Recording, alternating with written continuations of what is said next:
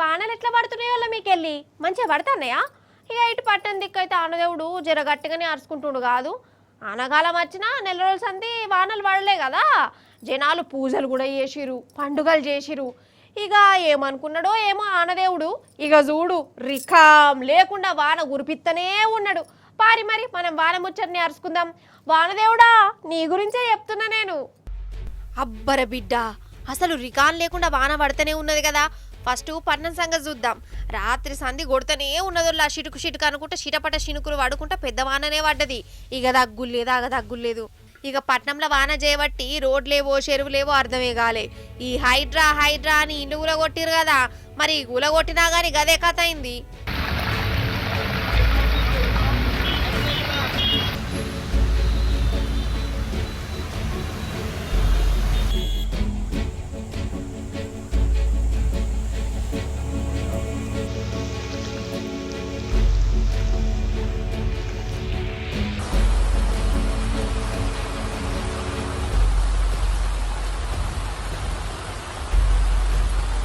ఇక traffic jam గురించి ఎంత తక్కువ చెప్పుకుంటే అంత మంచిది, దిమాగ్ ఖరాబ్ అవుతుంది.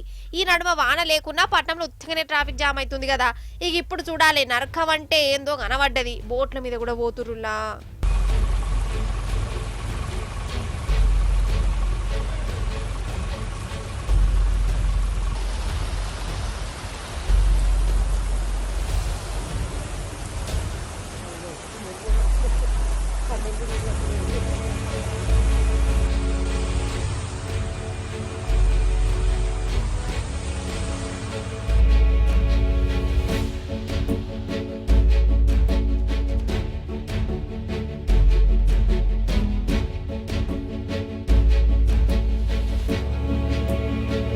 ఇటు ఊర్లలో కూడా మస్తు వానలు పడుతున్నాయి. గా మొలుగులను అయితే 25 సెంటీమీటర్లు పడ్డదట. 5 సెంటీమీటర్ల వాన అంటేనే పెద్ద వాన కిందకి వస్తుంది. 25 సెంటీమీటర్లు అంటే ఎట్లుంటుందో మీకే ఏడ్చి పెడుతుందిగా.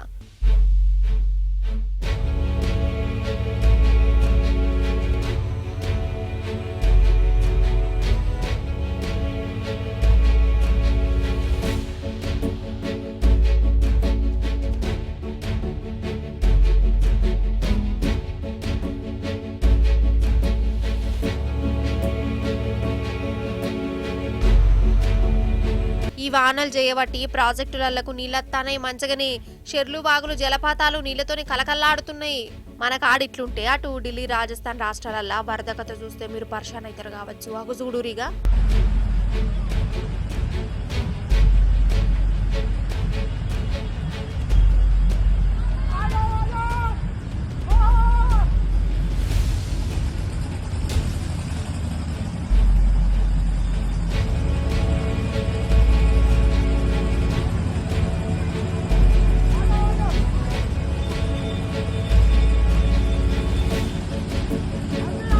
ఇది రోడ్డే, స్విమ్మింగ్ పూలో బీచో కాదు. రోడ్డు దాటాలంటే ఇట్లా ఈత కొట్టుకుంటా పోవలసి వస్తుందట ఢిల్లీలా బీజపోల పనితనం గిట్లున్నది అని ప్రతిపక్షపోలు గరం అవుతుర్రు.